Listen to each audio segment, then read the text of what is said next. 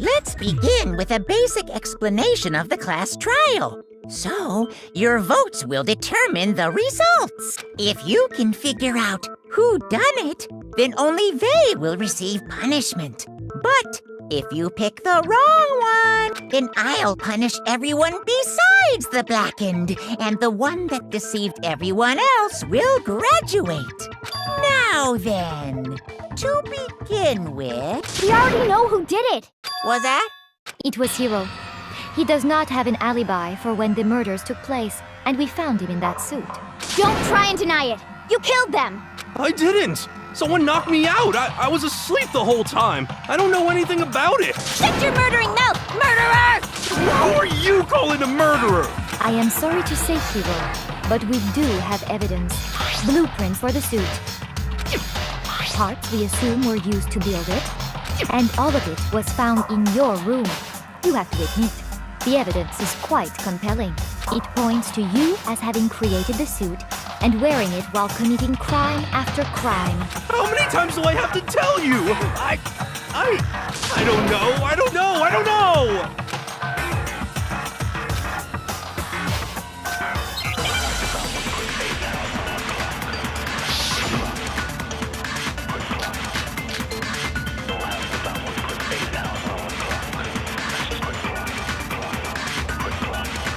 Everything we found in your room. The blueprints, the suit parts, they are all proof enough that you are the culprit. I don't know anything about that stuff! It's not true! It's a conspiracy! Hiro, why? Why did you kill them? No! Just hold on a second!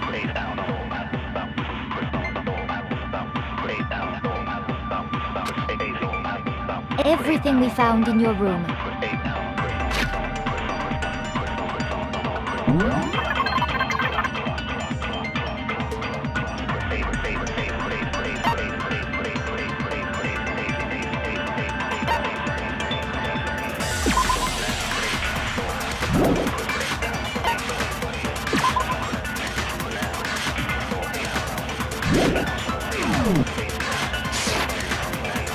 The blueprints, the suit parts, they are all proof enough that you are the culprit.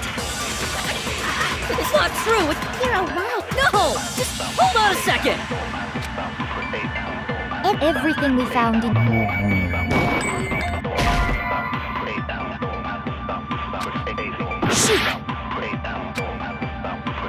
Everything we found in your room, the blueprints, cards, they are all proof enough.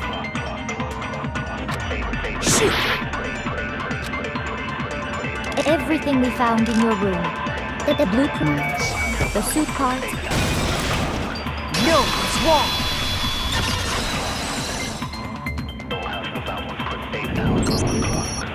Are we sure Hiro really made those blueprints? What do you mean? Well, take a look at this. It's the note that Hiro wrote, asking everyone to meet up after Alter Ego disappeared. The handwriting's obviously different, wouldn't you say? When you compare it to the blueprints. There's no way you could think the same person made both of them. Unless that person made it a point to disguise their handwriting. No, the differences are bigger than that, I think. Come on! I'm not smart enough to think of trying to change my handwriting anyway. So Makoto, are you saying you don't think Hiro's the culprit? And he's not the only one. I think Hiro's innocent as well. Then who was in that Robo-Justice suit? Is it like Hiro said? Was there really someone running around in a second suit? The suspicious individual hidden within the suit. Go ahead, Makoto. Tell them who it was. So? Who was was in the Robo-Justice suit.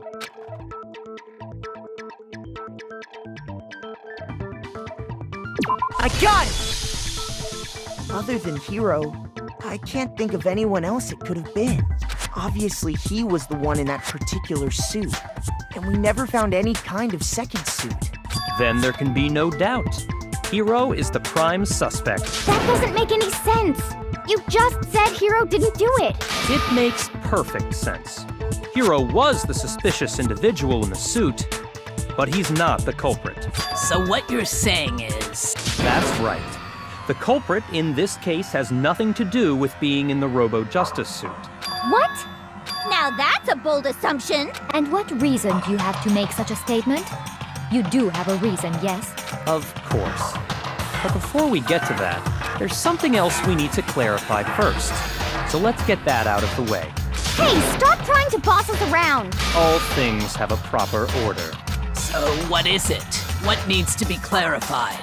We must clarify the method of transportation for Taka's lifeless body. It would seem that his corpse was moved using certain particular items. Makoto, can you tell us what they were?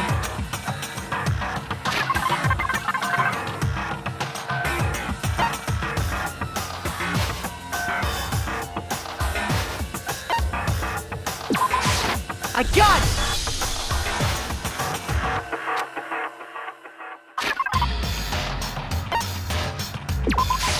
I got it!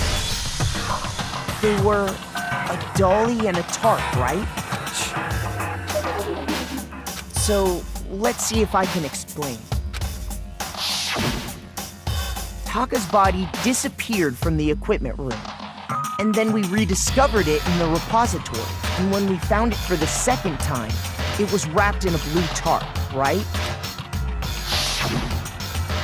It was the same tarp that up until then was stored in the equipment room. So the killer must have seen it there and decided to use it when they moved Taka's body. That way, they wouldn't leave any bloodstains while they were moving it. Okay, that explains the tarp. And the dolly? Same thing. I'm sure the dolly was in the equipment room when we first found Taka's body there. But when the body disappeared, so did the dolly. Later, when Taka's body reappeared in the repository, so did the dolly. In other words, you think they used the dolly to move the body. Am I right? But are you sure you are not mistaken? Huh? Are you absolutely positive the dolly was in the equipment room when we found Taka's body? That dolly was made specifically for moving large objects between the repository and the art room. It would be very strange indeed to discover it had made its way to the equipment room. Is it not possible that it was in the repository all along, and you simply didn't realize it? She's raised an objection. How do you respond? There is no shame in being wrong. Nobody expects much from you anyway. We have all accepted the fact that you rarely understand what is going on around you.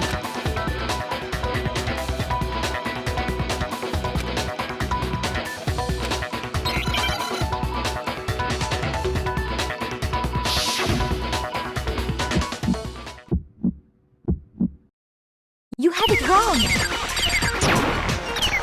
You are a fool. Lies will get you nowhere. Away with you! You miserable wretch! I cannot agree. So pathetic. Do your worst. You have it wrong. I cannot agree. You are a fool. So pathetic. Do your worst. You miserable wretch. I cannot agree. So pathetic. Do your worst. You miserable wretch. You have it wrong. I cannot agree. This should prove it.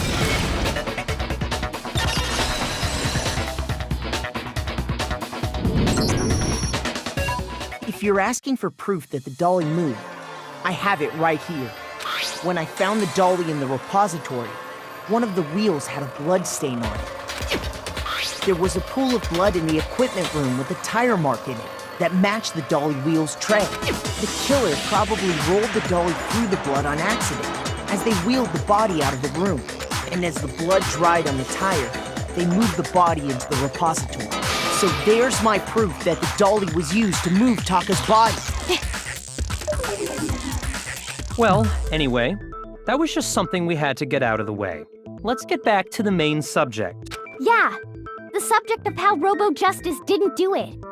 Because if it's not a killer robot, then what kind of robot is it? I'm not sure that really matters.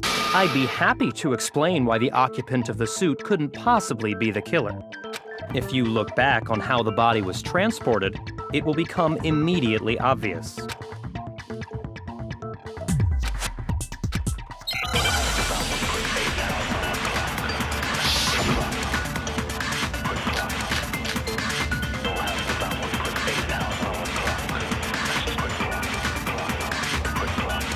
As we know, Taka was killed in the equipment room. And from there, the body was moved to the repository, correct? Yeah, the culprit wrapped the body in the tarp, then loaded it onto the dolly and wheeled it off, right? Now, keep in mind that the dolly doesn't have a handle. Well, yeah, but even without a handle, all you'd have to do is... No, it's wrong.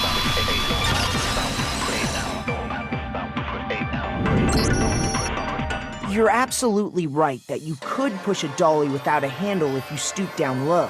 But if you were wearing that suit, do you think you could actually get into a position like that? What do you mean? Think back to what you said when we were all checking out the suit together. Remember?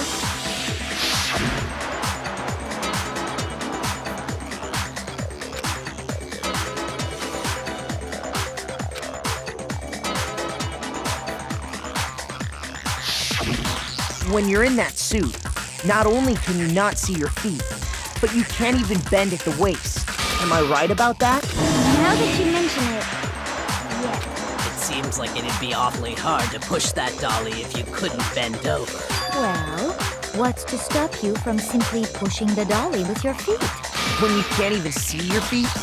You really think someone could kick the dolly all that way? Yeah, it'd be totally impossible. Not that I can say for sure myself. On top of that, if you were wearing such a rigid, cumbersome suit, it's very unlikely you would have the dexterity to go about wrapping the body in a tarp. Well, I mean, isn't that just a matter of taking off the suit when you're ready to move the body?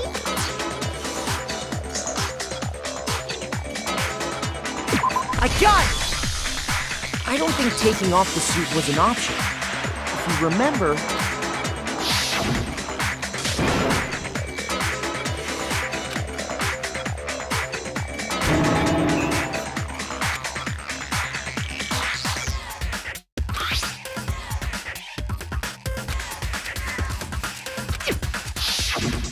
That's true. It seems impossible to put the suit on or take it off without help. Then, you really can't take it off by yourself? Hero wasn't just making it up? Of course I wasn't making it up. If he could have gotten it off by himself, I don't think he would have let us see him wearing it. Showing up in the suit was basically an invitation for everyone to suspect it. Yeah, that's right! So, it's really, really true that Robo Justice couldn't have moved the dolly? To be clear, whoever did move the body, it couldn't have been Hero in the robot suit, correct? No, wait. Just a second, if you please. Have you forgotten about the picture that I took? You all got a good look at it, did you not? The image of Hifumi being dragged away by Robo Justice. If whoever was in that suit is not the culprit, how do you explain that? Besides, do you remember what the now deceased Hifumi said?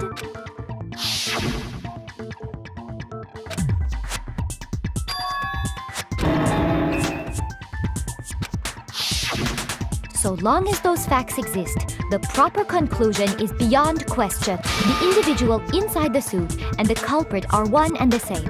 It was Hero. Without a doubt. Yeah, that's gotta be right. Hold on a second! But it's still far too early to reach that conclusion. Besides, there's no hurry to decide who did it. Before we rush to a verdict, shouldn't we explore every single possibility? Instead of seizing on one viewpoint, the truth is uncovered by analyzing things from every angle. Perhaps, but where do we go from here? Let's review this series of unfortunate events from the beginning. Maybe we'll uncover something new. What a pain in the ass! I don't disagree, but our lives are on the line.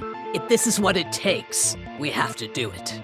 Plus, maybe we'll get to find out where the heck Kyoko was when everything went down.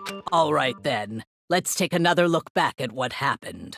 I suppose we could start with this morning. 4 of us gathered together in the dining hall.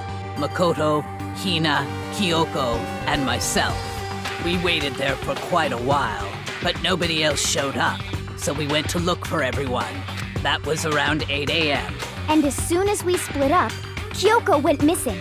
Soon after that, Hina found Celeste in the rec room and quickly came to get Makoto and me. It seems I was unconscious for about an hour after I was attacked by my mystery assailant. I know it was an hour because I remember being attacked a little after 7. That was when we saw Celeste's picture and discovered that her assailant had been wearing a strange costume. As it turns out, it was Robo-Justice. It also soon became clear that this same Robo-Justice had abducted Hifumi. We were soon joined in our search by Byakuya and Toko, and then went on to find Hifumi in the library. He was injured, so we took him to the nurse's office and resumed our search for the suspect. But not long after leaving the nurse's office,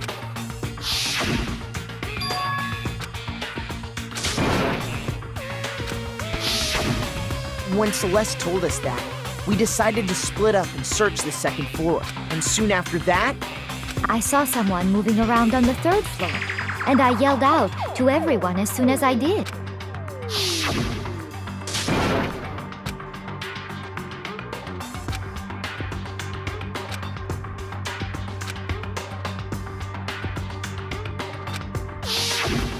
and then...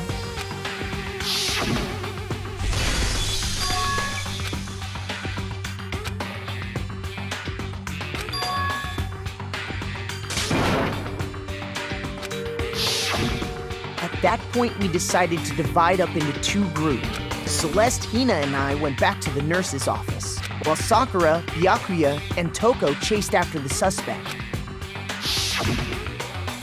When we got back to the nurse's office, we found Hifumi. And that's when we heard the body discovery announcement.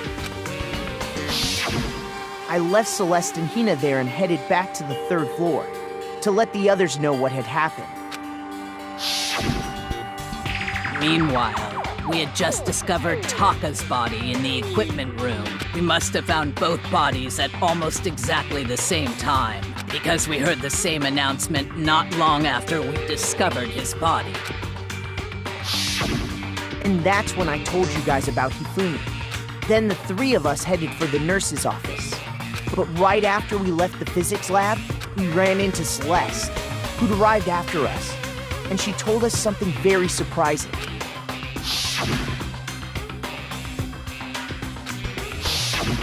We rushed back to the nurse's office and saw that she was right.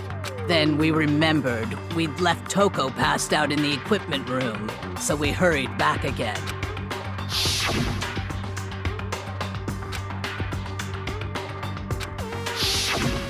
But when we got there, we discovered that now Taka's body had also gone missing. Next thing we knew, we were searching the school for 2 missing dead bodies. And after some time, Celeste informed us that she'd found the bodies, and we all headed to the repository, which is where we rediscovered the corpses. I think that about covers it. I see. The whole thing sounds exceptionally complicated. It certainly seems to me that these are not a simple series of connected events. Okay, well, if that's true, then what? Rather than a single series of events, I think we have to consider each murder a separate situation, and from there, we can uncover the contradictions surrounding all of them. Now then, let's get started, beginning with what happened to Taka.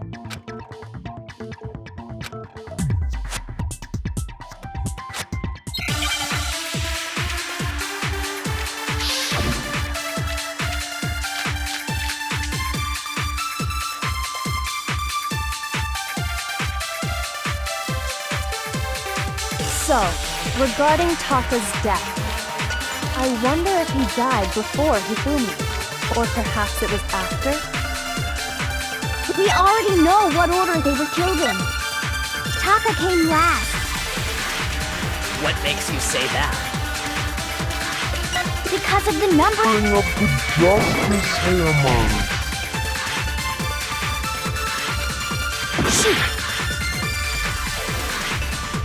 So, I wonder if, or perhaps it was. We already know Taka came. What makes you say that? Because of the number. It's true that Hifumi was killed with Justice Hammer 3, while Taka's death came from a swing of Justice Hammer 4. See? So it's obvious Taka came after. So, I wonder if, or perhaps it was. We already know. What order they were killed in.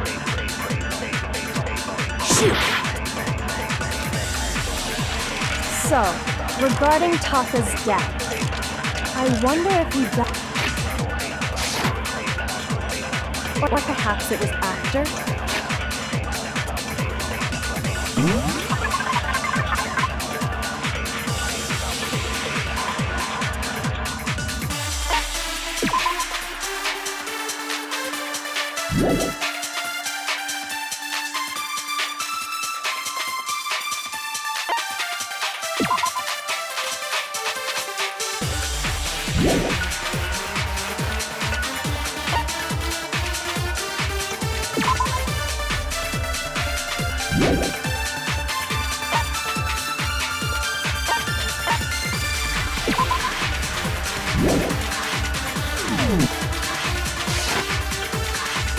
We already know what order. They were killed in. Taka came last. What makes you say that? Because of the numbering of the Justice Hammers. It's true that Hifumi was killed with Justice Hammer 3, while Taka's death came from a swing of Justice Hammer. See? So it's obvious Taka came after. So, regarding Taka's death, I wonder if, or perhaps, we already know. What order they were killed in. Taka came last. What makes you say that? Because of the numbering of the Justice Hammers. It's true that Hifumi was killed with Justice Hammer 3, while Taka's death came from a swing of Justice Hammer 4. See? So it's obvious Taka came after. So, regarding Taka's death, I wonder if he died before.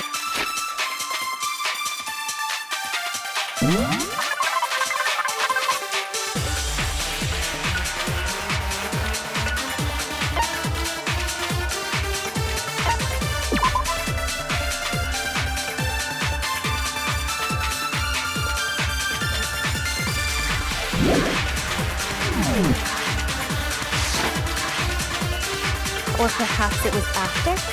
We already know what order they were killed in. Taka came last. What makes you say that? Because of the numbering of the Justice Hammer.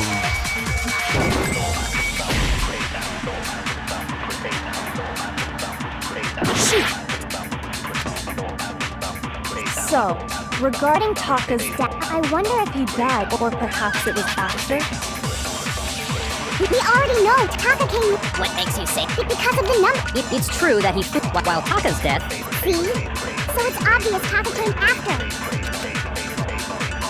So, regarding Taka's death, I wonder if he died before Hifumi, or perhaps it was after? We already know what order they were killed in. Taka came last. What makes you say that? Because of the numbering of the Justice Hammers. It's true that Hifumi was killed with Justice Hammer 3, while Taka's death came from a swing of Justice Hammer 4. See? So it's obvious Taka came after.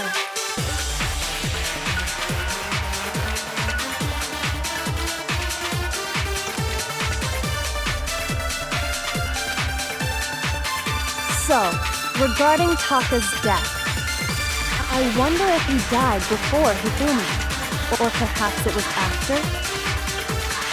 We already know what order they were killed in. Taka came last. What makes you say that? Because of the number. Pouring up the justice. No, that's wrong.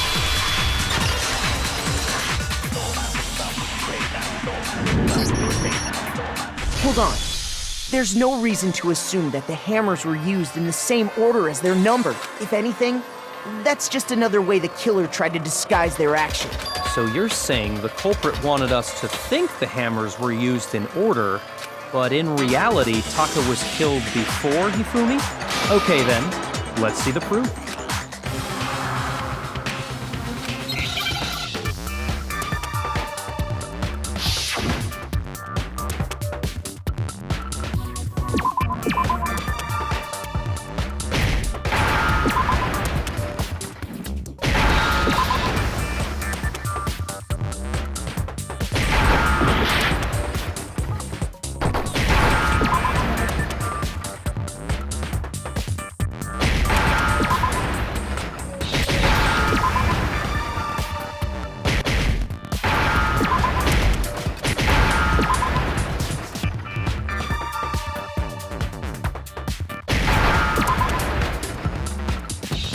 Now I understand.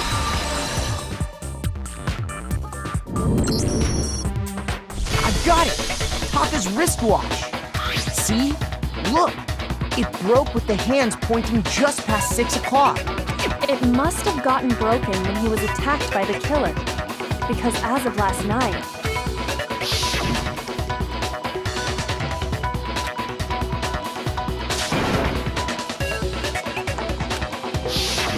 so if it wasn't broken after 6 last night, then he must have been attacked around 6 this morning. And that would be his official time of death. But if that's true, then he was killed well before Hifumi. And before Celeste was attacked this morning, which happened around 7. That's right. Taka was killed before any of the other incidents took place. That simple fact slipped past all of us. We made the wrong assumption about the order of events, all because of those Justice Hammers. That's exactly why the culprit wrote the numbers on each hammer and had them increase in size. That way, when we saw how they were used in each incident, we'd easily make that wrong assumption. Now, if Taka was killed around 6, then everyone's alibis for his murder go out the window, because when he was killed, we hadn't met up in the dining hall yet. That may be true in the case of Taka's murder, but all of our alibis still hold true for Hifumi's death. That's right. With him, at least, we're all safe.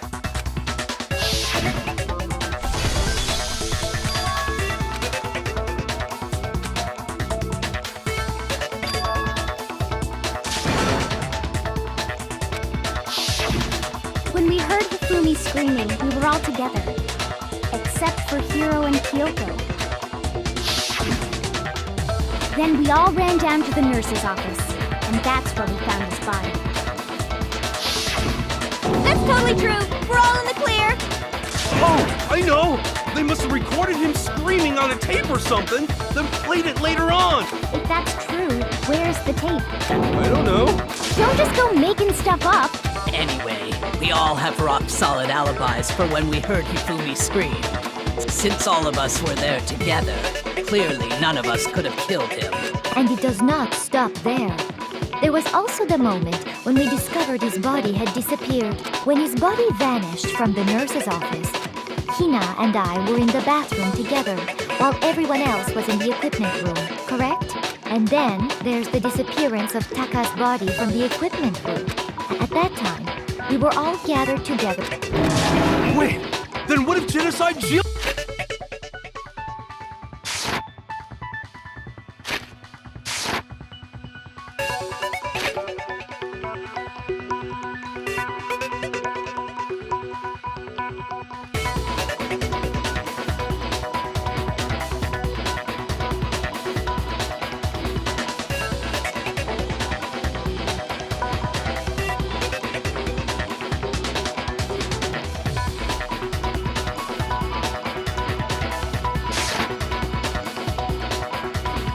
Even if she could pull that off, there's no way she could have done the same with Hifumi's body. Because, as we just established, she was passed out in the equipment room when his body disappeared. Besides, I didn't do either of them anyway. In other words, it is impossible that any of us could have killed Hifumi or moved either of their bodies. On the other hand, Hiro and Kyoko had disappeared, so they most certainly could have done those things. So what now, Kyoko? For now, we can't get fixated on who did it, or we'll just keep going around in circles. So instead of who, I propose we start talking about how. In particular, I think we need to figure out how Hifumi's body got moved. That's true. We searched everywhere, but we couldn't figure out how to explain his body disappearing. And according to what Celeste said,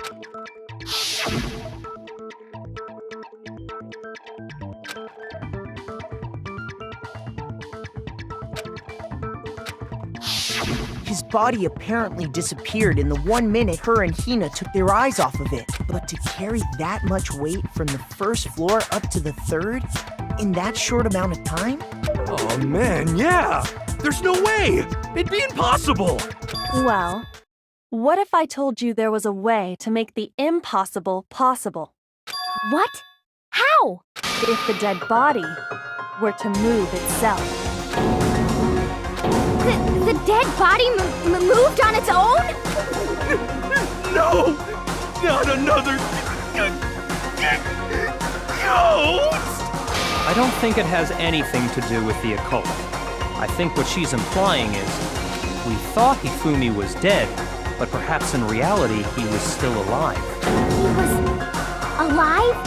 Are you saying Hifumi wasn't carried out of the nurse's office, but simply walked out on his own? But I mean, we found his body. He was dead. Perhaps he was simply playing dead. That it isn't possible.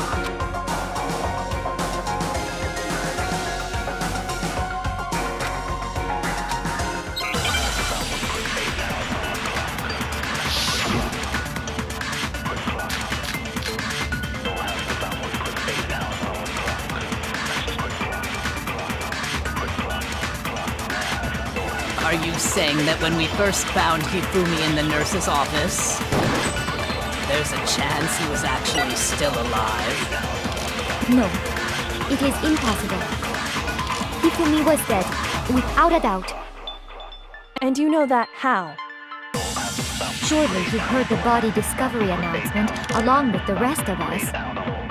Hifumi's dead body had been found. And that is why the announcement was made. Are we really so sure about that? Maybe the announcement was intended to signal someone else's discovery.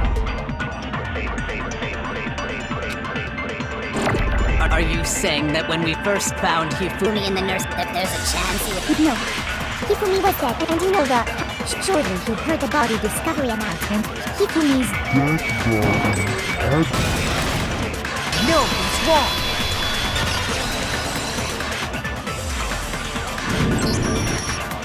Was the body discovery announcement that was made really intended for Hifumi? Of course it was. The announcement played right after we discovered his body. Maybe. But that was also the same time that Taka's body was found. That's right. It wasn't long after finding his body that we heard the announcement. So there's a good chance we've made a mistake in there somewhere. I think we've confused whether the announcement was for Hifumi or Taka. First of all, if 2 bodies had been found, there really should have been 2 announcements. Maybe Monokuma simply got lazy and rolled them together into one. What do you say, Monokuma? Any comment? Well, it's a very sensitive issue, but what I can say about the body discovery announcement is that it's only broadcast when 3 or more people find a dead body for the first time. That didn't answer our question, man. We're asking if you're a lazy bum. No, actually, that was plenty. Huh? He said it's only broadcast when a body is discovered for the first time, which means even if we find the same body again later, he won't make the announcement again. If that's true, then why was the announcement made again later on? Huh? Later on? Exactly. We heard the body discovery announcement twice.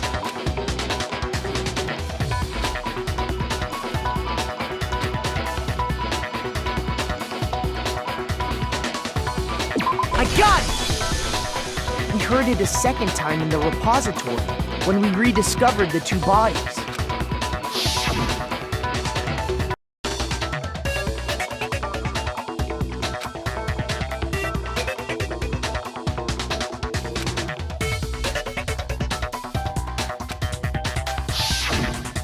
It didn't seem weird at the time, but it contradicts what Monokuma just told us, doesn't it? Exactly. If we were actually rediscovering both bodies, the announcement shouldn't have played. And in reality, when the two dead bodies were rediscovered, one of them was actually being discovered for the first time. So, when we found Hifumi the first time in the nurse's office, he wasn't actually dead yet. Meaning, he wasn't actually found dead until we came upon him in the repository. And that's just part of it. There's one other thing that leads me to believe he was still alive in the nurse's office. Oh, I know! Because he was super good at playing dead! Bada bing, bada boom! That is the worst logic I have ever heard. But honestly, I do not think there's anything that can prove he was still alive. Okay then, let's take another look at the events surrounding the discovery of his body. Then it should become clear whether he was really alive or not. This whole thing is pointless.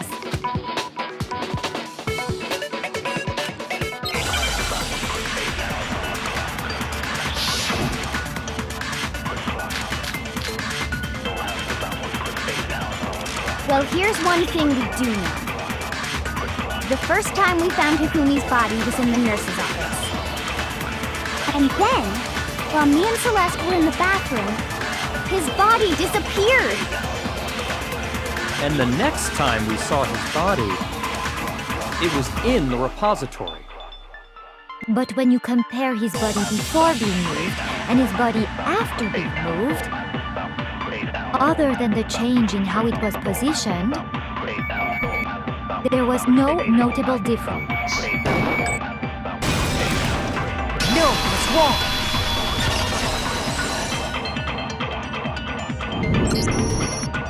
In fact, there was one clear difference between Hifumi in the nurse's office and the repository. His glasses. That fact alone proves that he was only playing dead in the beginning. Perhaps you'd like to fill the rest of us in? When we found Hifumi in the nurse's office, his glasses were covered with blood. But when we found him again later in the repository, they were spotless. And I found the item he used to wipe them clean in the nurse's office trash can.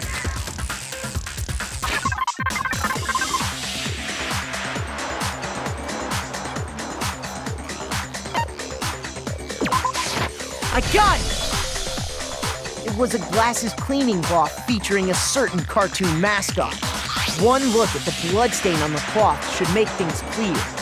This piece of cloth was used to wipe Hifumi's glasses clean, and the mascot on the cloth is the same one that's on the digital camera, right? And whose digital camera was it? Hifumi's, of course. The character was Princess Piggles. From Demon Angel Pretty Pudgy Princess, I think. I highly doubt anyone but Hifumi would have brought something like this to school. I see your point. And the only people here who wear glasses are... I wouldn't be caught dead using a tacky piece of garbage like that. A few tissues is all I need to keep my glasses clean. Then there's no question. It belonged to Hifumi. So what you're saying is... What exactly? What I'm saying is, the blood on his glasses was wiped away using his own glasses cleaning cloth. Even if that is true, it does not mean he wiped the blood off himself. But who would benefit from a clean pair of glasses other than the glasses owner? That's a good point. And it must have been him. So let's assume that Hifumi was still alive in the nurse's office. He pretends to be dead. Then when he's alone, he wipes his glasses clean so he can see. Then he stands up and walks out on his own 2 feet. And with that, the impossible task of moving his copious corpse becomes possible, wouldn't you say? But then, if he was just pretending to be dead, what was with all that blood? Was it paint or something? The fridge in the nurse's office contains packs of blood for emergencies. He probably used one of those. He figured if he was gonna play dead, he should go all out, so he just dumped it everywhere! But he got crazy with it and had to wipe his glasses off when he was done! God, what an idiot! And if Hifumi was still alive at that point, the disappearance of Taka's body is easily explained. It should be perfectly obvious who must have moved Taka's corpse. I got it! It could only have been Hifumi. While we were all gathered in the nurse's office, he went to the equipment room and took Taka's body. That also explains how the door to the repository got locked. The door was locked? Well, after the bodies disappeared, we all went looking for them, right? So me and Sakura headed for the repository. But when we got there, the door was locked. And the repository door can only be locked from the inside. Which means when Hina and Sakura got to the repository, someone was already inside. And it could only have been Hifumi, who just finished stashing Taka's body there. He convinced us all he was dead, and when he saw his chance, he dragged Taka's body to the repository. So, Hifumi wasn't just another victim in this case. He was one of the assailants. But that means he took part in the murders. I just can't believe it. If you're having trouble, would you like me to show you one more piece of evidence? There's more? Oh, absolutely. The single biggest fact pointing to his involvement has yet to be revealed. You know what I'm talking about, right, Makoto? The item he took off of Taka's lifeless body?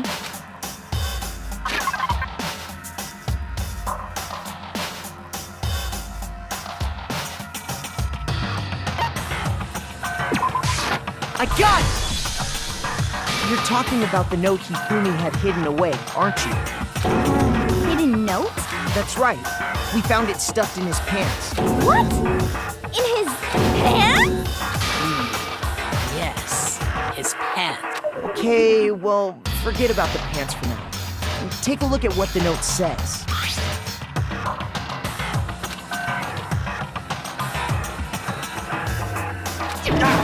That's the note I was telling you about. The one that told me where to go. Huh? Wait, this one's a little different. In my note it said, Monokuma can't find out, so don't tell anyone else for now. Let's meet in the rec room at 1 a.m. I see. Then this note isn't the same one. It's not the same?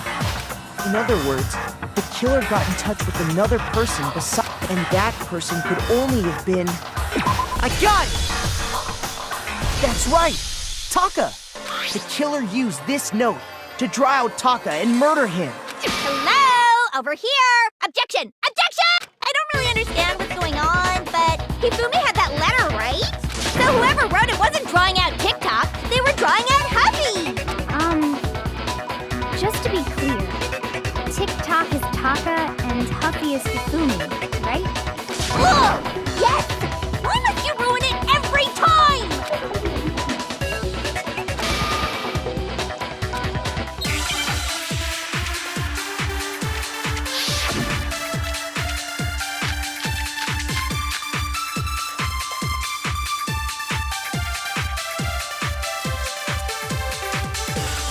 Huffy had the note, right? Then the person it was intended for must have been Huffy! But remember what the note said. What time did it say to meet? 6 a.m., I believe. The time doesn't matter! The note has nothing to do with TikTok!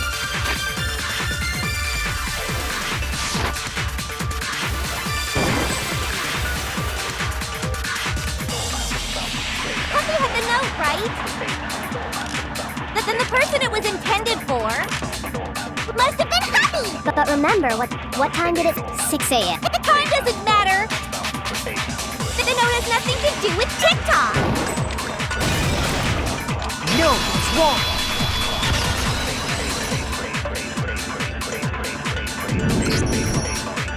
No, there absolutely is a connection. What the hell are you talking about? The note said to meet at 6 a.m., which is the same time Taka was murdered.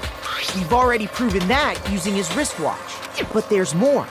Look where the note says to meet. The equipment room, right? Which is where Taka was killed. So, Taka was murdered at both the time and place written in the note. I think that should be plenty to show that this note was definitely meant for Taka. Well, when you put it like that... No further objections!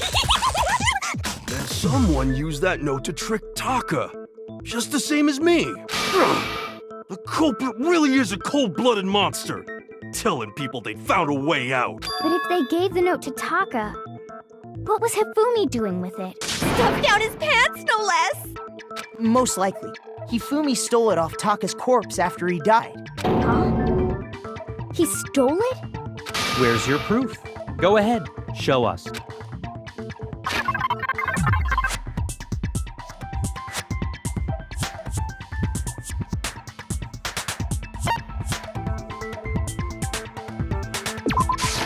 I got it! When I searched Taka's body, I saw that his lifeless hand was gripping a small scrap of paper. If I'm right about this, the sheet of paper this piece came from is... I knew it! It fits perfectly with the note we found hidden on Hifumi. Then Taka's scrap and Hifumi's note.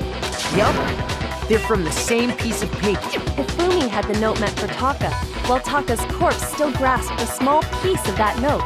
There's only one way to explain it. Taka died clutching the note. Hifumi tried to free the note from its death grip, leaving behind only one small scrap. Did I get all that right? That means Hifumi knew the note was important. Exactly. Which proves that he was an accomplice in the murder. Whoa. Yeah. After seeing all this, Hifumi was super involved in this whole thing for sure. In fact, he was behind the whole thing. In fact, he's still alive! Sorry, no. When we found him in the repository, Hifumi was truly and completely dead. The second body discovery announcement proves that.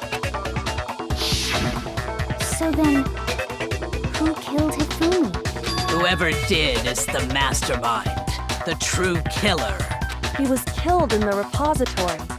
So he must have been killed not long after transporting Taka's body. So he must have been killed after Taka's body vanished, but before we found both bodies in the repository. During that time, we'd all split up and were searching for Taka's missing body. In other words, during that time, none of us have alibis. Wait, but me and Sakura were together. Stop trying to steal the spotlight, you stupid walrus! Who are you calling a walrus? Anyway, when they were killed bothers me too. But there's something that's been bothering me even more. And what might that be? The weapon they used to kill Hifumi. The weapon? Yeah, because I mean, according to the Monokuma file, the way Taka and Hifumi were killed was almost the same, with them having similar fractures and all.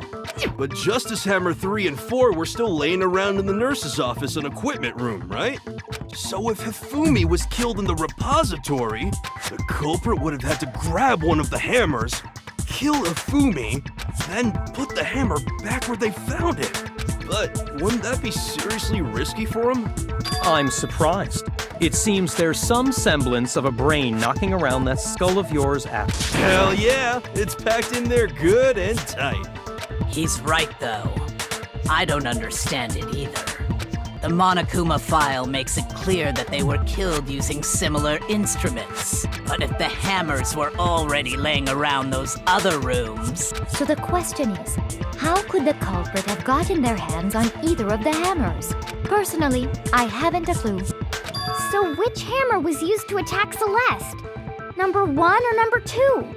Those were accounted for in other rooms too. And I don't think either one is big enough to kill someone. Then... Is it not possible they used a different weapon? I don't think it is possible. They were both killed with the same kind of thing, right? So then, what was used to kill Hifumi?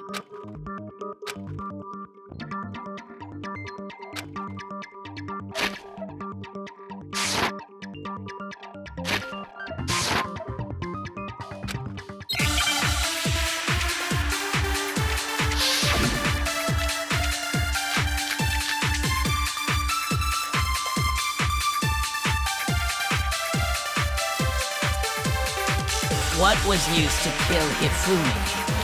Was it Justice Hammer 3? Maybe Justice Hammer 4? Well, whatever it was, there's one thing we have to figure out. How was the culprit able to move around so freely with the weapon? How did nobody witness them carrying it? Sounds like a Justice Hammer 5 is about to make it appearance! Shoot! What was used to Kill him wasn't just maybe just a... Well, but there's one... How was the culprit able to move around so... How did nobody witness them Sounds like a Justice Hammer 5 is about to make its appearance! Check out murdergear.com/hammertime for more info! Well, one thing seems pretty clear. The murder weapon had to be one of the Justice Hammers! And, No, it's wrong.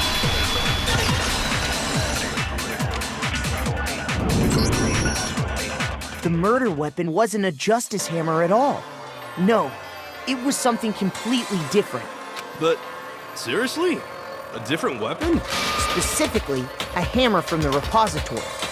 The killer could have easily used that to kill Hifumi. Now, all the hammers in the repository were covered in flecks of grit and debris. But for some reason, one of them had been scrubbed clean.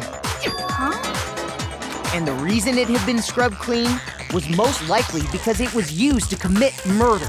If the hammer got covered in Hifumi's blood, of course they'd have to clean it off. I'd also like to point out that the repository has all kinds of hammers. Big ones, small ones, and even some flat mallet-like ones. I think whoever made the Justice Hammers used those as a basis for their design. If that's true, that would explain the Monokuma file's note about the wounds being similar. So Hifumi moved Taka's body to the repository, where someone then used the hammer to kill him. And whoever did that is the true killer. The one Hifumi was working with. And the one who betrayed him. Hold on a moment. I still think it's strange to assume someone was working together with him. The way the graduation rule works, there is no benefit to helping someone else carry out a murder. So the idea that anyone would work together like that is simply ludicrous. We talked about this, did we not?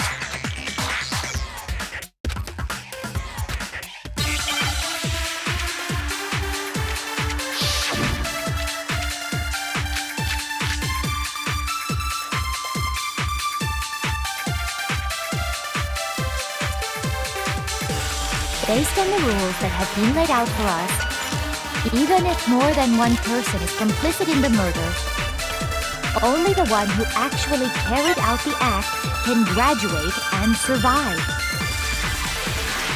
Assuming the rule holds true, it is simply impossible that two people work together on it.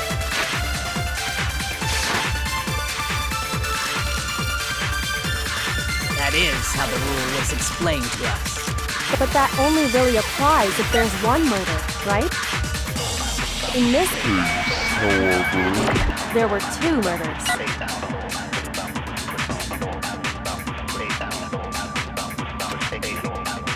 Based on the rules that have been laid out, even if more than one person, only the one who actually carried out the act can graduate, assuming the rule holds.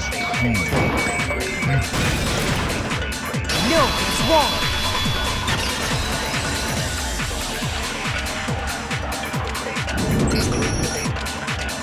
Since there were two murders, it's at least plausible that more than one person was involved. What do you mean? If there'd only been one murder, then yes, the idea of an accomplice isn't really worth considering. Naturally, if only one person can be saved per murder, an accomplice has no risk versus reward benefit. Risk versus reward. The payoff for working together. The reward that balances out the risk of taking part in a scheme. There's no point in being someone's accomplice if there's no benefit to you. However, if there were some potential mutual reward for the risk, then cooperation becomes possible. You're saying that two people could act as each other's accomplices to commit two separate murders. I think that's what the true killer told Hifumi. they would each have an accomplice for their crime. And based on the case's events, Hifumi would have been the first one to act, murdering Taka. They made him carry out the first murder so he couldn't back out of helping them later on. So in this case, there wasn't one single person committing multiple murders. Instead, each person killed someone, creating two separate incidents. And it only looked like one person because that's how the true killer designed it to look. A single suspicious individual, a similar weapon used in each crime, disappearing bodies. By creating one seamless set of circumstances, they made it look like one person was behind it all. The mastermind picked their target and managed to convince him to go along with their plan. And then, to avoid the no accomplices rule, they simply killed their accomplice.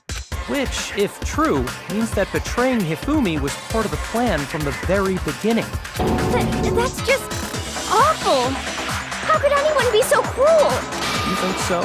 I can't help but admire its cunning. Still, their choice of accomplice seems odd.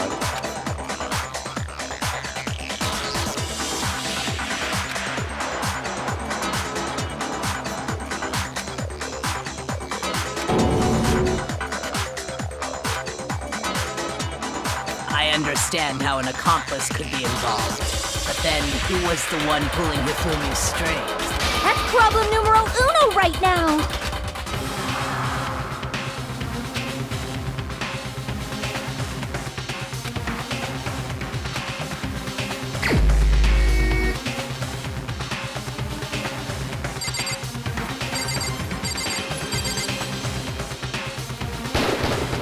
Here's my answer.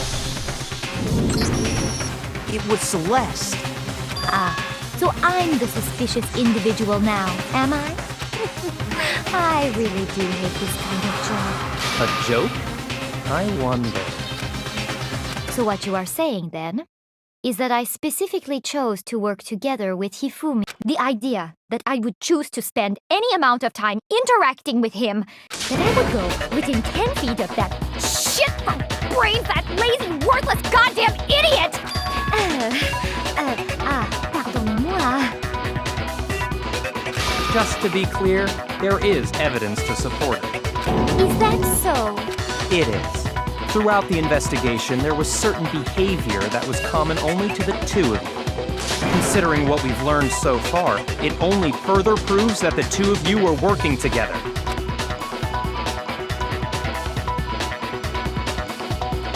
I got it! The behavior they had in common has to do with the suspicious individual in the suit, doesn't it? The only ones who ever actually saw Robo-Justice firsthand were Celeste and Hifumi. Shush, the adults are talking now. Sorry. As he said, only Celeste and Hifumi ever laid eyes on the costumed individual. If we accept that Hifumi was one of the culprits, we can't help but suspect what Celeste has said as well. Are you saying everything they told us was a lie? After taking Hifumi to the nurse's office, we all began our search for this individual, correct? And not too long after that, do you remember what Celeste said?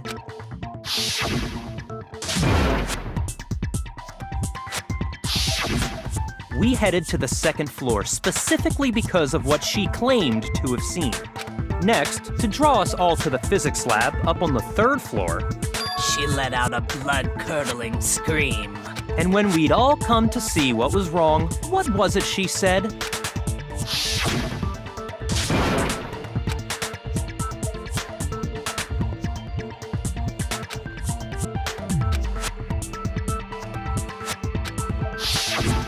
Once she'd done her job of getting us all up to the physics lab, it was time for her partner to get to work.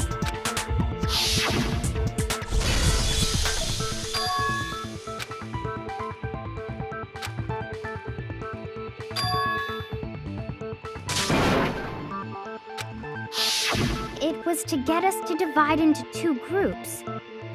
So that we would discover both bodies at the same time? In fact, Celeste was precisely the one who proposed that we split up.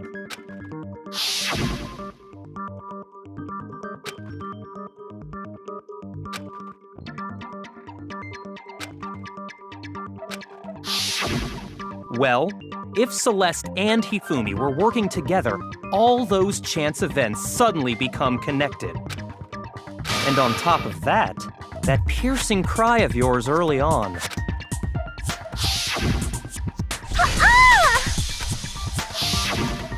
That was to signal Hifumi, wasn't it? It was your way of telling him, we're on the 3rd floor, everything's going according to plan. Why else would you let out a scream that could have carried across the sea? I just realized another strange thing. When we found Hifumi in the nurse's office, who we now know was only pretending to be dead,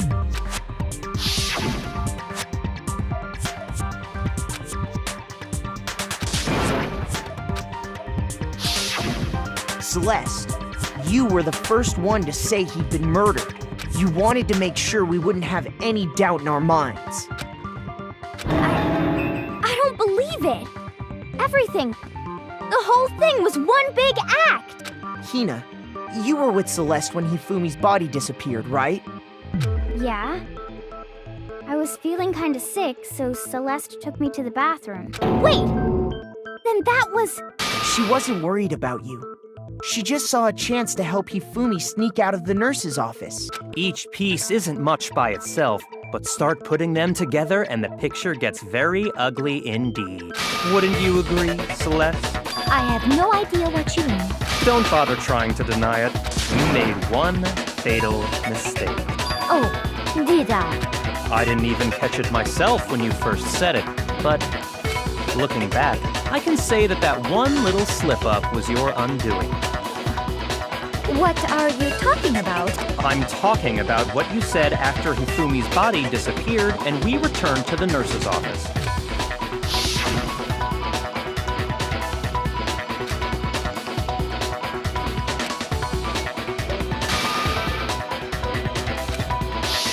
I remember her saying that too, but I don't understand what's so strange about it. Then pay attention. Sakura, Toko, and I were first to discover Taka's body in the equipment room. Then Makoto showed up and told us Hifumi had been killed. So Sakura and I left with Makoto. Once we were in the hall, we ran into Celeste, and the 4 of us headed to the nurse's office. Now, the entire time we were together, none of us said anything about Taka being dead. Think about it. Celeste's comment doesn't make sense. It was completely out of place. Yeah, I see what you're talking about. Although I don't really get what it means. You hear that, Celeste? Everyone's having some trouble understanding. Could you repeat what you said? If you're really not the culprit, you shouldn't have any problem repeating it, right?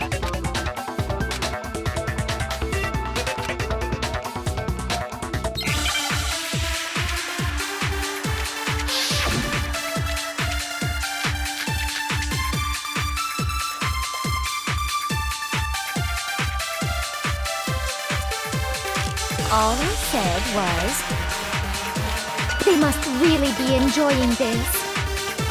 Enjoying the sight of us standing around, frightened and confused. They must be positively elated. We are all going to die here. We are going to die, just like those guys died. And that is all I said. And that's all it takes to finish this. It's obvious, isn't it? What was so strange about Celeste's comment?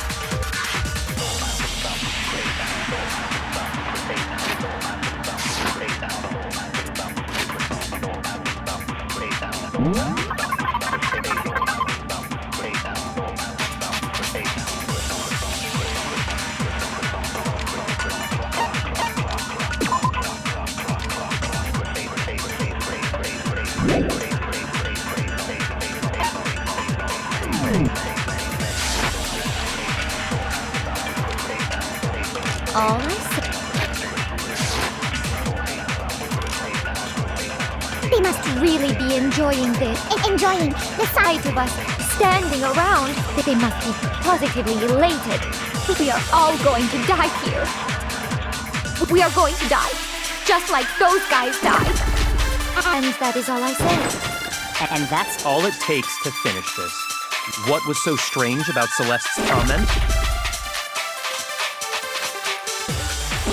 All I said was, They must really enjoying the sight of us standing around.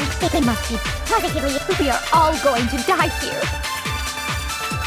We are going to die. No, it's wrong.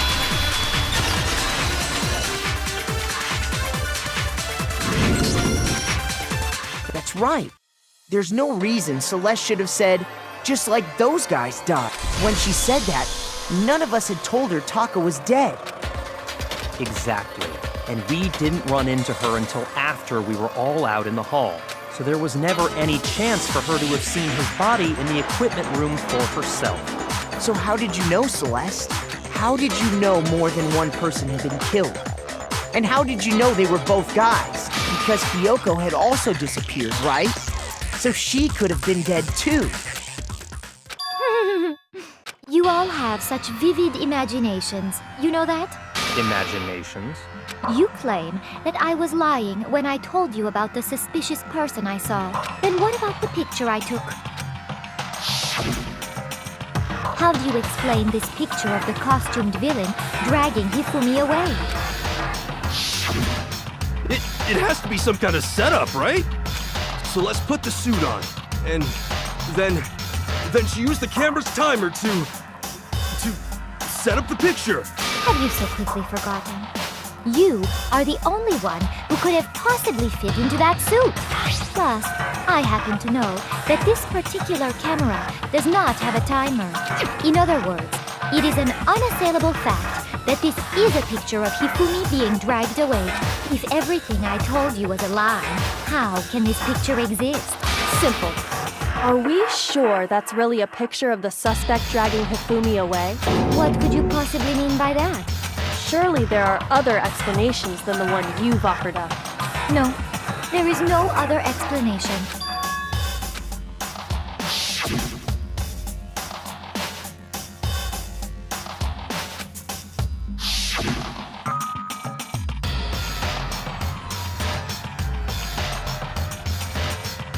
I got it! It's not a picture of the suspect dragging Hifumi away. I would say it's a picture of Hifumi dragging the suspect away. That's certainly within the realm of possibility. The one being dragged off in that picture isn't Hifumi, but the person in the robot suit. We've simply been led to believe that it's the other way around. And the strange costume might only exist to lead us astray even farther. If you saw someone wearing something like that in this situation, of course you'd notice and be suspicious. That's what happened! You put me to sleep and made me out to be the bad guy in all this! Such a thing is utterly impossible. Hifumi was dragging him away? Ridiculous. Is it? I don't think it's ridiculous at all. Then shut your mouth and allow me to educate you.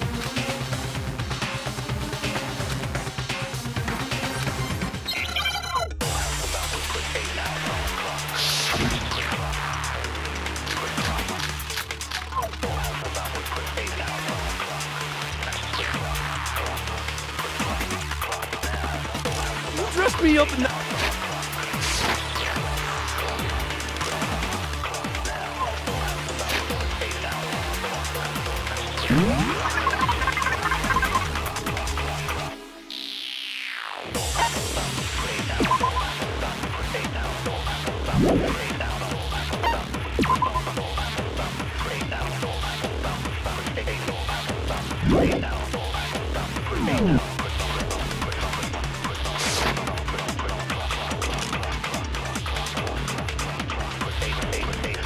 You tried to make me look like the bad guy! Like I said, ridiculous. As you can see in the picture, the suspect is standing perfectly upright. If the person inside the suit was unconscious, there's no way they could stand up straight like that. Then the fortune-telling idiot is the culprit after all! No way!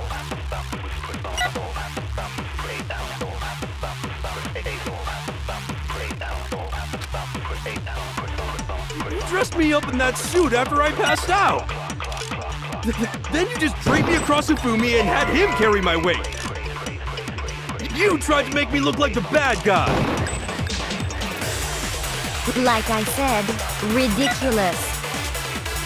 As you can see in the picture, the suspect is standing perfectly upright.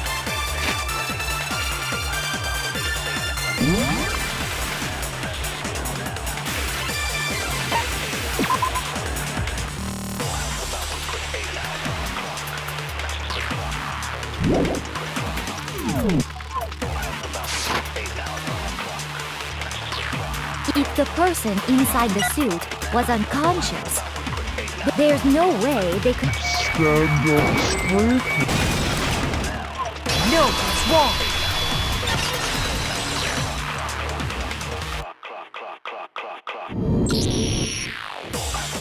No. Even if the person inside the suit were unconscious, they could still stand up like that. Because that Robo-Justice suit had a certain characteristic.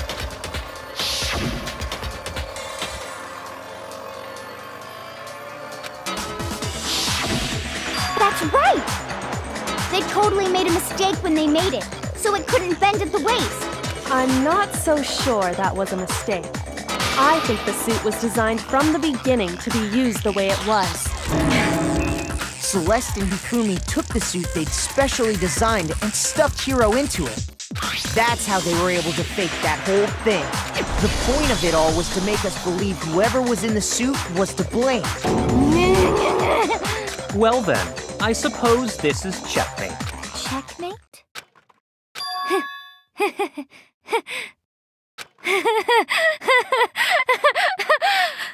Don't make me laugh, you idiot! What do you mean, checkmate?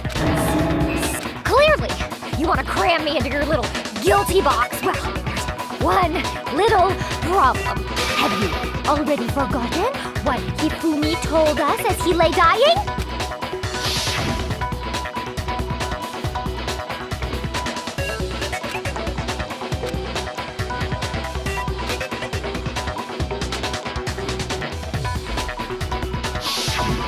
When we asked him who had attacked him, his answer was quite clear, was it not? He said, and I quote, Yasuhiro.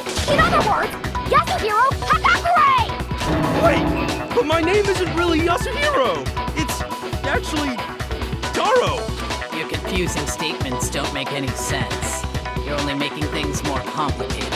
He did say Yasuhiro, but are we sure he was really pointing the finger at Hiro? What the hell are you talking about?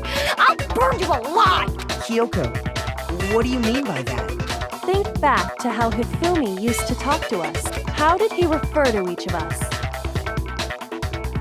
I got it! That's right, our last names. He called us all by our last names. Exactly. I know I heard him say Mr. Naegi more than once, for example. So if Hifumi did mean to say Hiro's name, he would have said his last name. I'm sure it was just incidental. By chance, his first name. Indecent? Don't talk. Random chance. Now isn't that a convenient explanation? No, there's no reason to think he would have said the name any different than normal. But he must have run out of energy before he could say any more. So Hifumi was trying to tell us the last name of whoever killed him? But the name he said doesn't apply to anyone here. Well, no. Hold on. There's one person it could apply to, and that's Celeste. She never actually told us what her real name is. What did you just say? To think you'd take your false accusation so far, I don't know whether to laugh or spit! Come on! Enough with your idiotic blather! Yasuhiro is a loser's name! Do I look like a loser to you? Well, do I? What? I think I've earned the right to be a little on edge. Okay, then fill us in. What's your real name? Fine. Make sure your ear holes are wide open and lift. My real name is Celestia Ludenberg.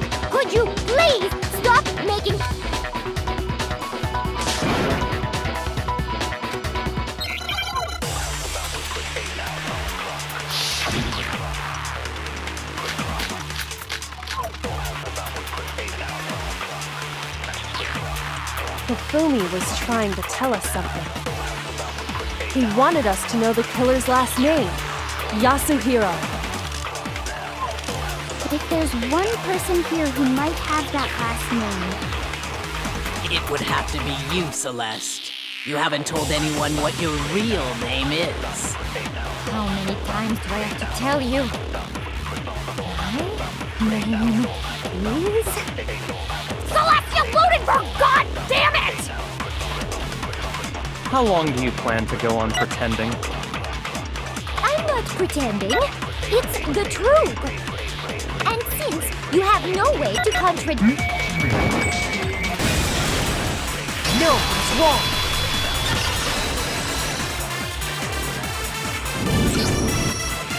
That's it. The handbook. What? Anytime you turn your handbook on, it shows the owner's name when it boots up, right? Monokuma told us all about it before.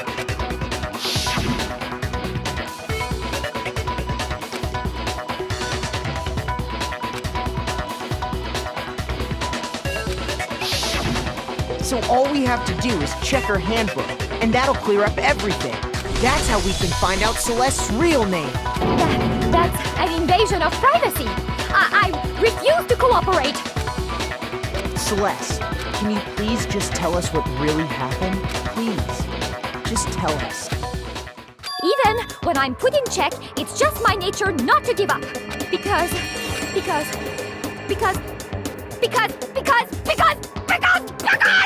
until the game's over, you never know what might happen. Fine then. Let me settle it. Let me go over the case again, from the beginning, and shed light on all your crimes. And that'll bring everything to an end.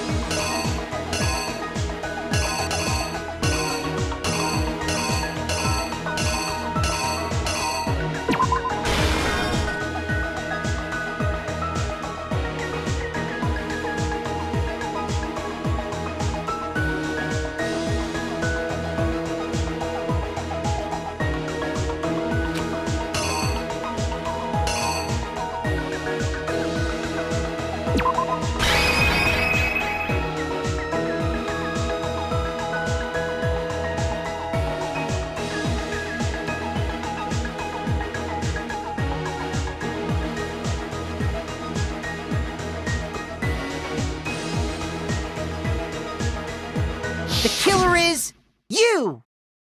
Before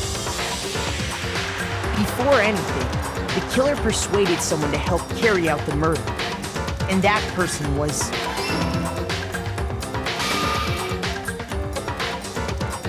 Hifumi.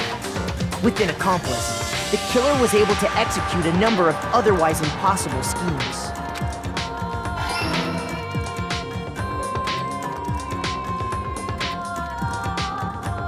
First, they convinced someone to meet them in the rec room. That someone they met with was Hiro. The murderous duo intended to pass Hiro off as the prime suspect. So when they met up with him, they drugged him, knocked him out, and stuffed him into the Robo-Justice suit.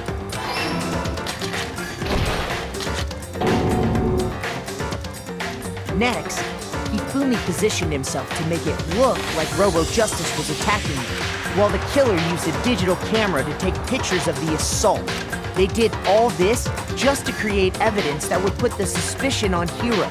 When they were done with him, they shoved him, still unconscious, into the pool room locker.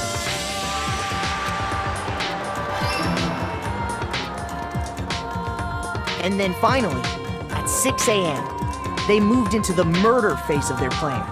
They called Taka to the equipment room.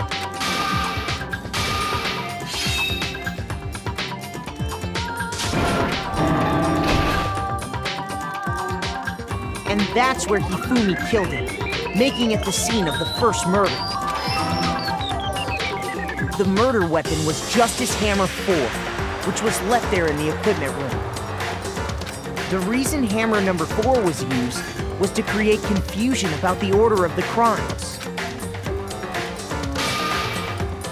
So, next they falsified 2 more assault incidents. For these attacks, the killers pretended to be the victims, to solidify Robo-Justice as the suspect.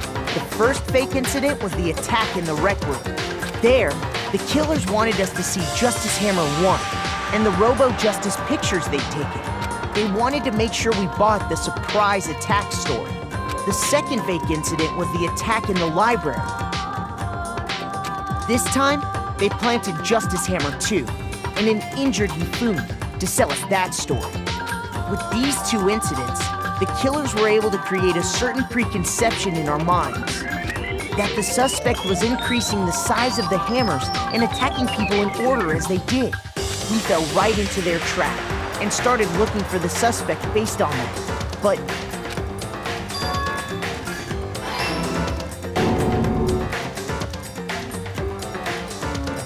while we did that, we left Hifumi alone in the nurse's office. This was exactly what Hifumi was hoping for. He took a blood packet from the refrigerator and Justice Hammer 3 and turned the room into a crime scene in which he himself had apparently been brutally murdered. He let out a scream to draw us back, and when we returned, that's what we found. Meanwhile, the other group that had been out searching found Taka's body at the same time. So when we heard the body discovery announcement, we left the nurse's office, and Hifumi once again took advantage of the situation. He simply got up and made his escape. When we learned his body had disappeared, we all rushed back to the nurse's office, and once again, Hifumi had the chance he was waiting for. This time, he snuck into the equipment room.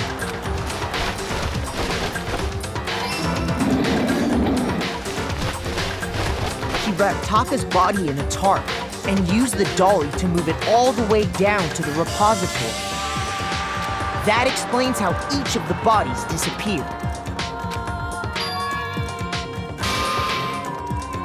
But even Hifumi didn't know what the true killer had in mind for their final act.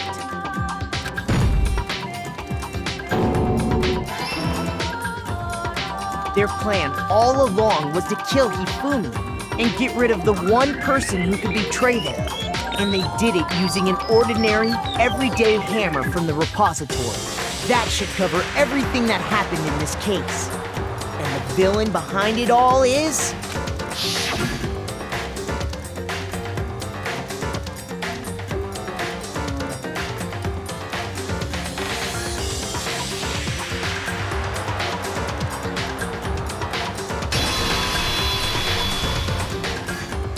Celeste! Sorry, you lose.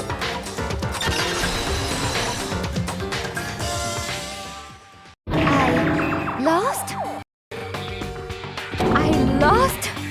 When was the last time I was forced to utter such words? They hang heavy around my neck. Then you admit it? You're the killer? Listen to you, trying to take charge, as if you're my private instructor. I, Celestia Ludenberg. Actually, no.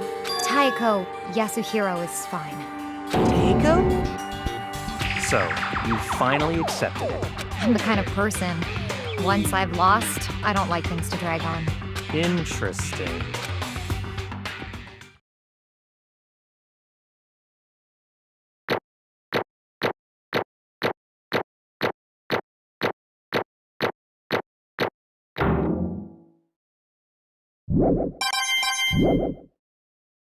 Okay, Monokuma.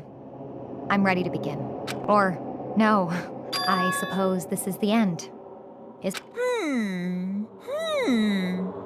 is indeed the moment we've all been waiting for. Time to vote, okay?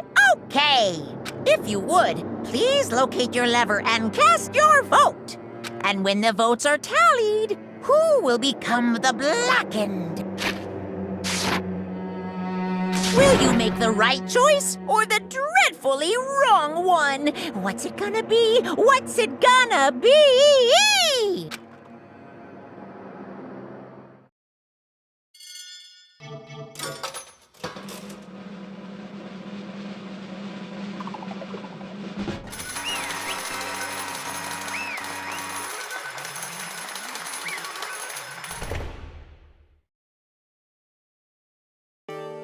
What?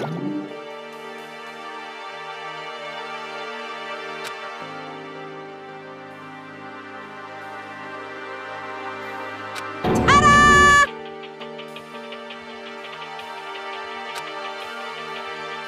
Honestly.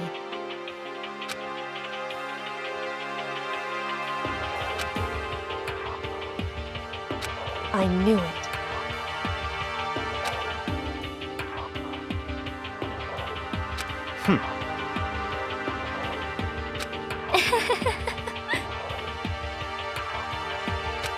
So then...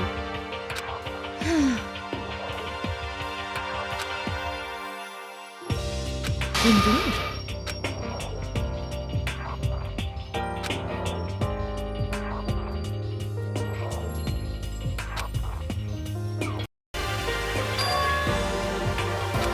Say what?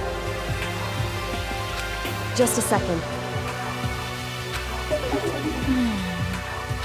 In other words, Indeed. I see.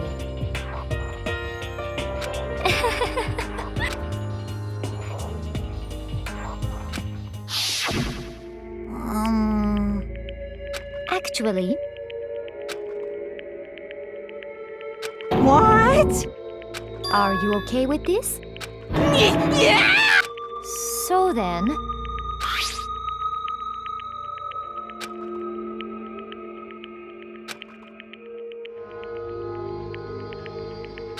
Damnation!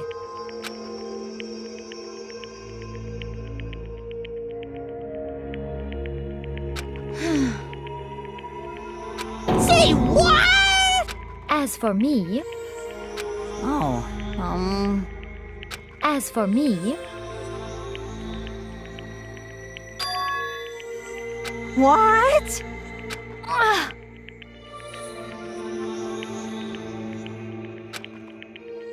Damnation! Say what?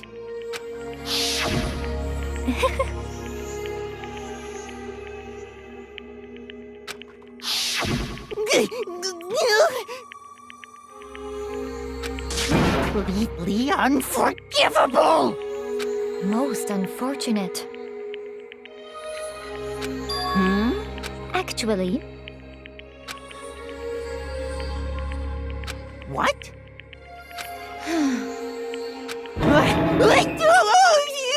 indeed. This completely unforgivable! Honestly,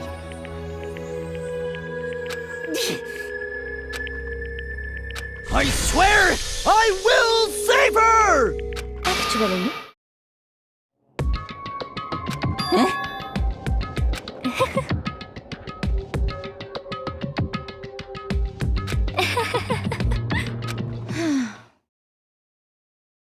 Hmm?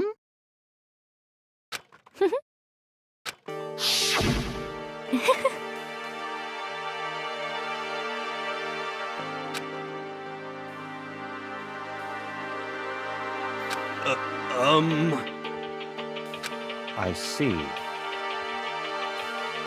indeed.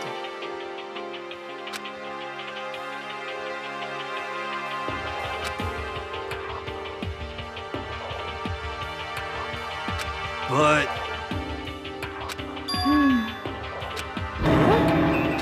Let's see.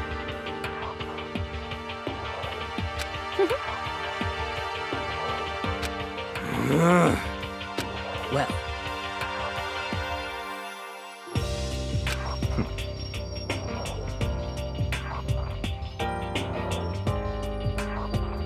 Are you okay with this?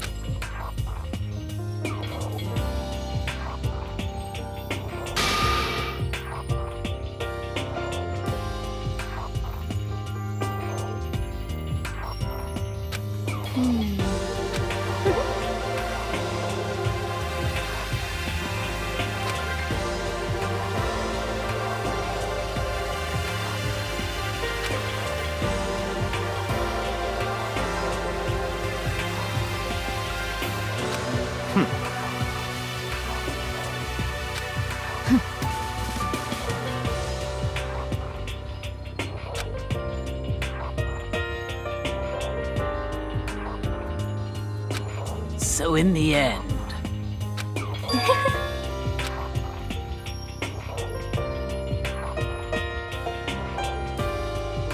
What the heck? Well, don't be mean!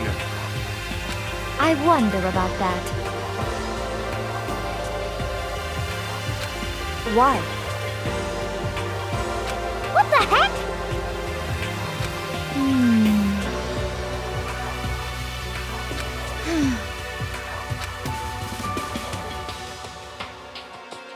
But You little bitch! Hey!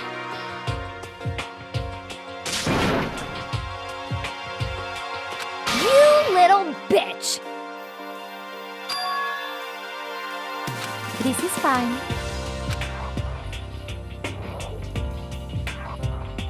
Honestly,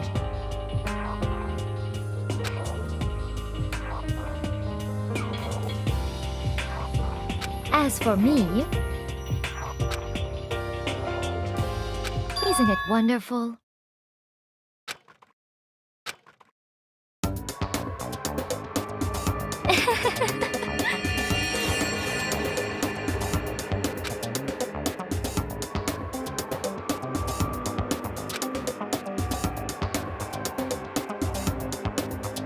This is fine.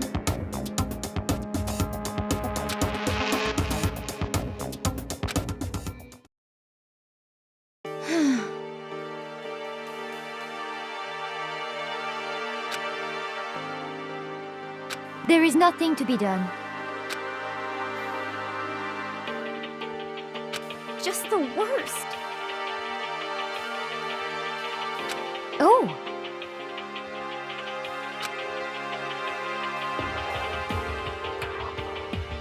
Do you understand?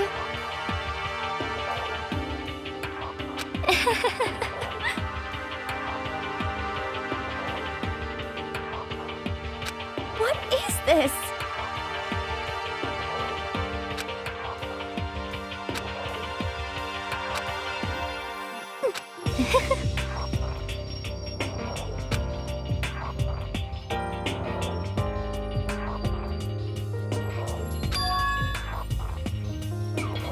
Yes, indeed.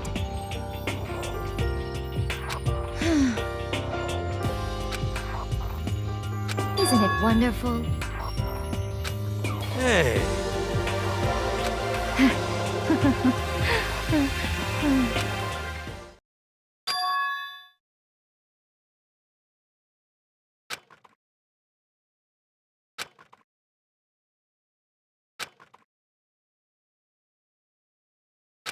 Thrills, chills, kills! Now then, I've prepared a very special punishment! Let's give it everything we've got! It's punishment time! I guess I'll let Kyoko hold on to this. What? Will it really give you the hope you're looking for?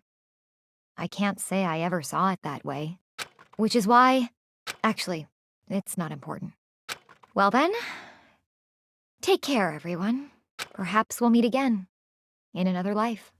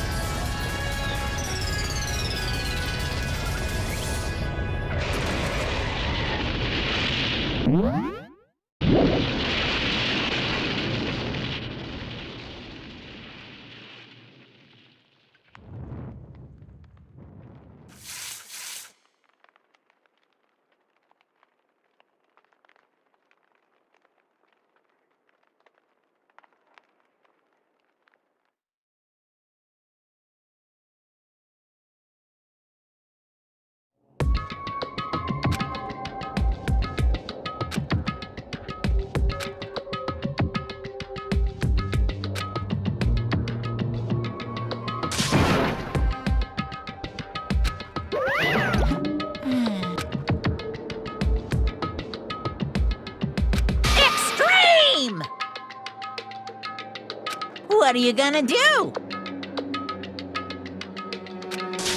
Let me out of here!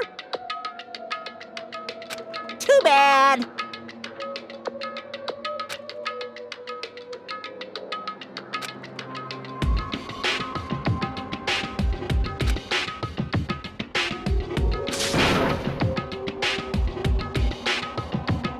How strange.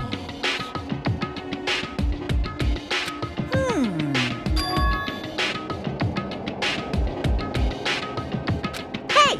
Hey! Wah-wah? So then, you... Ooh! Hey, Ooh! How exciting!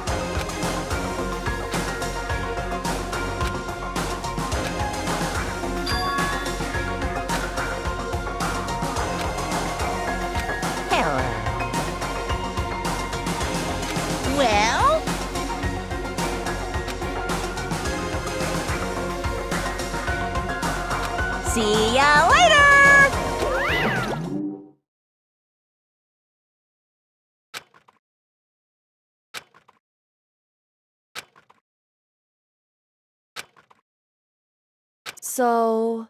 Huh?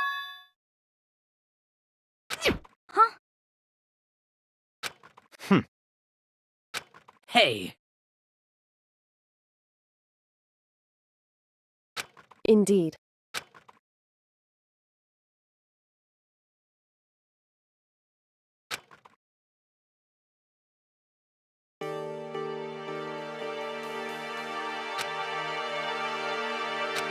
Hey, What? so... Come on.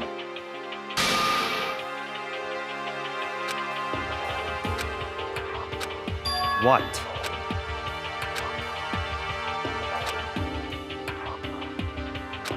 Goodbye. well then. Yo!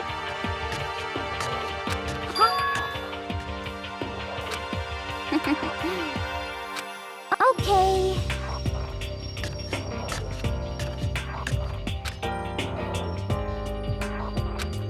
Shall we go?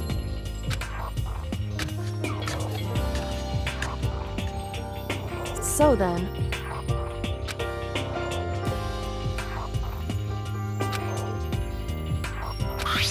You really came.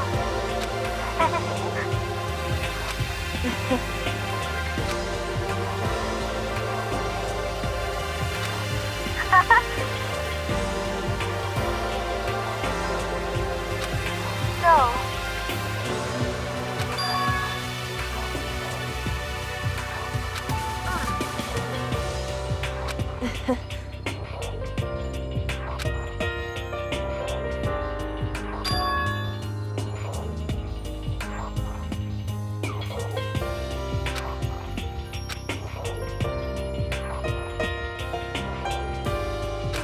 you... However... What?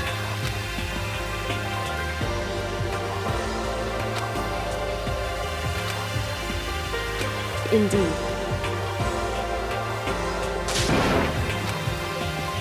What?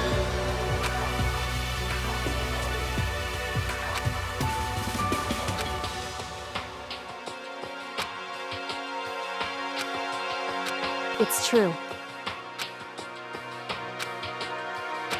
That's fine.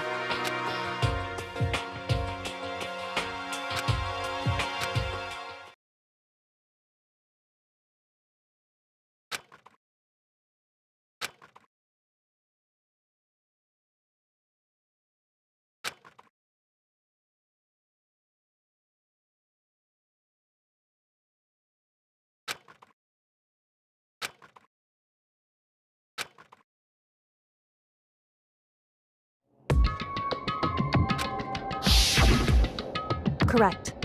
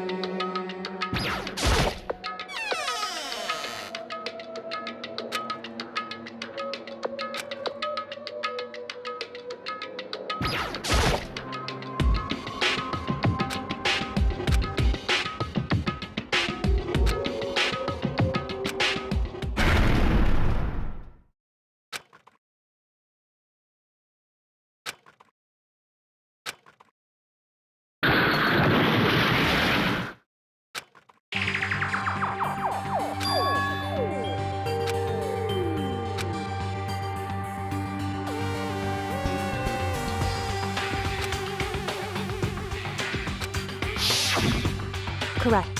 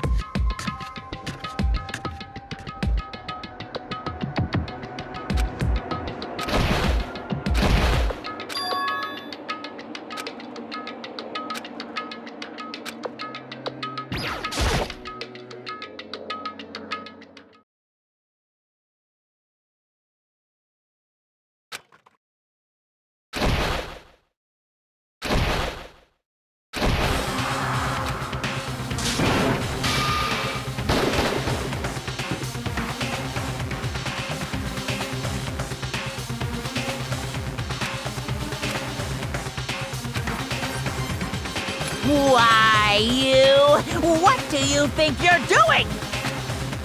I asked you a question. What's the meaning of this? How dare you defy me? This wasn't part of the deal! I've made a decision. I will no longer retreat, no longer compromise, no longer regret. I've made my decision. I'm going to resist you. Okay, but you do realize what will happen if you go through with this, right? You haven't forgotten, have you? What I'm holding hostage?